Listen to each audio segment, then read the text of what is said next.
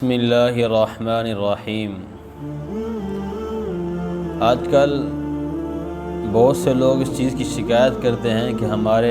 گھر کے اندر برکت نہیں ہے، کھانوں میں برکت نہیں ہے۔ تو اس کے متعلق ایک بہترین حدیث ہے، مسلم شریف کی روایت ہے۔ حضرت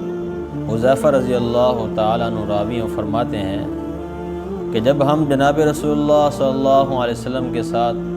کھانے کے لیے بیٹھتے تھے تو اس وقت تک ہم اپنا ہاتھ نہیں بڑھاتے تھے جب تک آپ صلی اللہ علیہ وسلم کھانا شروع نہ فرمائیں۔ تو اس سے یہ معلوم ہوتا ہے کہ جب کوئی بڑا دسترخوان پر موجود ہو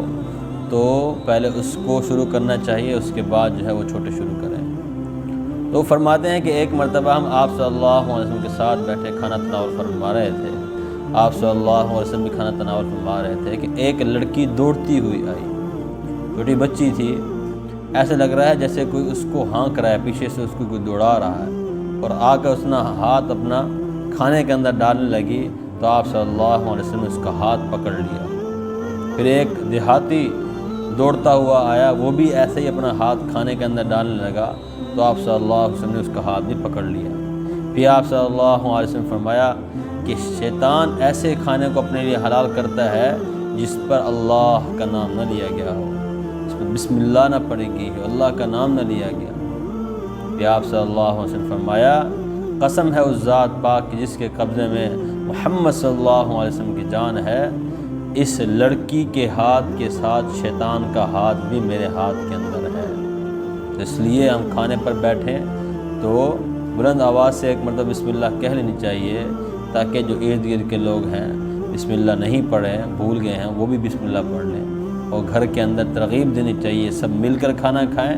اور جو ہے دسترخوان بچھا کر کھانا کھائیں اور نیچے بیٹھ کر کھانا کھائیں، بسم اللہ پڑھ کر سنت کی رعایت کر کر کھانا کھائیں گے، انشاءاللہ کھانوں کے اندر برکت بھی ہوگی اور وہ کھانے ہمارے لیے صحت کا ضامن بنیں گے، ہمارے لیے بیماریوں سے اور ان چیزوں سے جو ہے وہ ہمارے لیے حفاظت کا ذریعہ بنیں گے۔ اگر بغیر بسم اللہ پڑھے کھائیں گے شیطان بھی شامل ہو جائے گا، شیطان شامل ہوگا، بیماریاں آئیں گی، طرح طرح کی بیماریاں، پھر اس پر دوائیاں، تو ظاہر بات ہے پھر اللہ کی طرف سے رحمت تو حاصل نہیں ہوگی اور پھر جو ہے پریشانی آئے گی، برکتی آئے گی۔